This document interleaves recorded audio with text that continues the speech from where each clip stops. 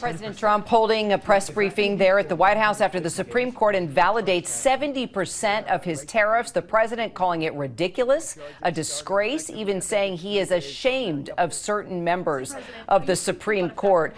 Also firing back, the president announcing 10% additional global tariffs on top of existing tariffs while opening investigations as well. Let's get straight to our chief White House correspondent, Mary Bruce. Mary, tariffs were the cornerstone of Trump's economic agenda. This is a devastating blow for the president. This is a massive blow to the president and his agenda, but he is making it clear that he is not going to back down. The president saying that he is going to impose even more tariffs, saying we have alternatives, that we can take in even more money, outlining then some of the alternate authorities that he thinks he can use, those other paths, to try and impose additional tariffs. Interestingly, making it clear he's not seeking primarily to go through Congress. As you mentioned, he announced he's imposing an additional 10% across the board global tariff. But what we are seeing here, big picture, is the president coming to terms with the limits of his presidential power, and it is clear that it is frustrating him. He railed against the Supreme Court, especially the conservative justices who agreed with this decision, making it clear that he feels that they should be loyal to him. He also voiced his frustration in saying that he can impose punishing embargoes. He said he could destroy another country's trade, but that he can't charge another country a tariff like the ones that he had been trying to impose. And that's because the Supreme Court found that that was illegal, that it broke the law, that if he wants to do that, he has to work through Congress. That is how the checks and balances work in our democracy. And the president making it very clear he doesn't like it. He thinks he has a workaround, though, and he is not going to be deterred. Mary, thank you. Let's get to Elizabeth Schulze now, who covers all things business for us. Elizabeth, I guess, first of all, how is the big board reacting to what the president is saying right now? And what happens to the roughly dozen trade deals that Trump has already negotiated and were in the works? Right now, Kara, we are seeing stocks trade a bit higher, about 200 points up on the Dow in the wake of this move. But really what we've seen is a lot of back and forth in the markets today as traders and businesses try to make sense of exactly what is the tariff policy here going forward. On the one hand, you have the Supreme Court striking down about 70% of the president's tariffs, and the expectation had been that that money would be refunded, though the president said that's something that's going to take years to play out in court.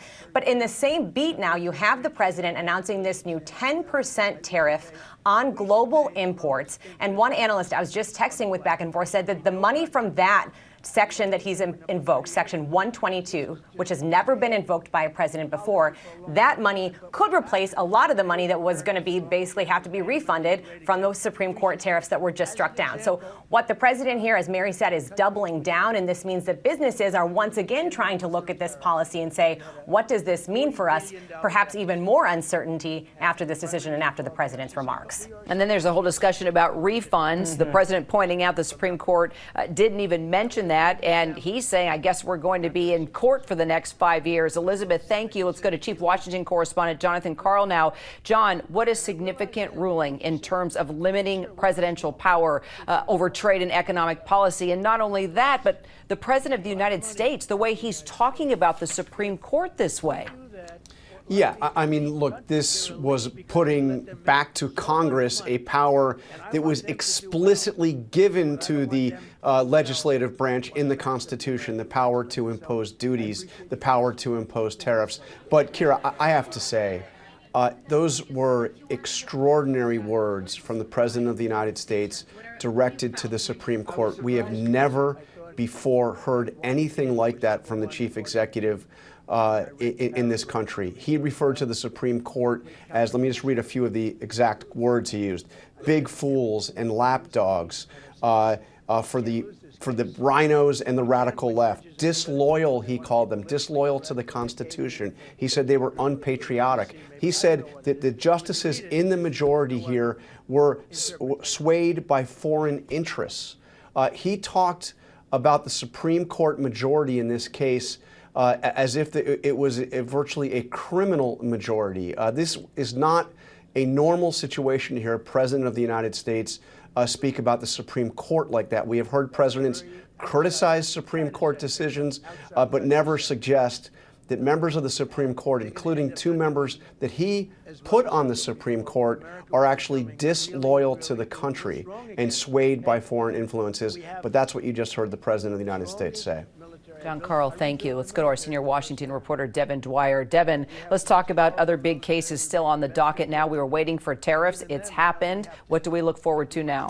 Yeah, and notwithstanding that harsh rhetoric here, the Supreme Court has been giving Donald Trump a remarkable winning streak. Just a few months ago, the president was praising the very same justices that he attacked today, and likely those same justices will hand down some very significant rulings on his other claims to presidential power. The ability to remove heads of independent agencies, the ability to remove a member of the Federal Reserve, and his attempt to redefine birthright citizenship in America. This is not the end of the story with this president and this Supreme Court. Every president has wins and losses. This one did in his first term, and a lot more to come in the next few months, Kira.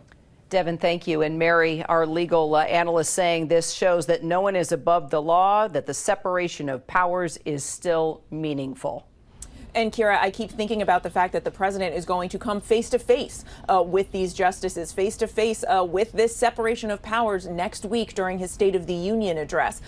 Considering the language that the president just used to describe the justices, calling them unpatriotic and disloyal, it will be remarkable to see them in the same room in the chamber next week. But yes, the president is really having to grapple with the limits of his presidential power and now coming up with workarounds and ways that he can try to get around this court ruling so that he can continue to use punishing tariffs and the threat of them and the leverage of them as a way to move ahead with his agenda, because that's what these tariffs have been. The president has joked often that tariff is his favorite word, and he is making clear today that he is not abandoning this as the central tenet of his agenda.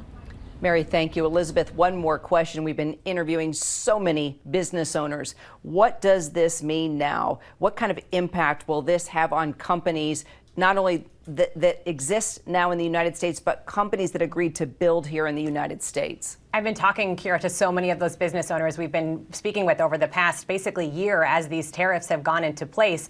Overwhelmingly a sigh of relief that on the one hand you have the Supreme Court saying that a lot of these tariffs will be invalid and that they could get those refunds even if it is a drawn out process. One business I was just talking to said they have a line item in their budget every month where they pay these IEEPA tariffs, the ones that were just struck down. They hope that that's money that can come back into their business's bank account, that they could use that to pay their employees higher wages, they said, or maybe even lower prices that they've had to raise. And maybe that could mean lower prices for consumers.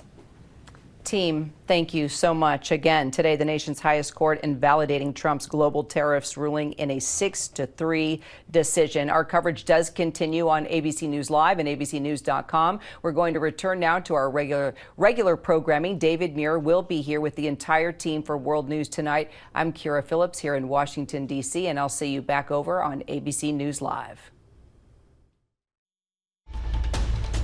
This has been a special report from ABC News.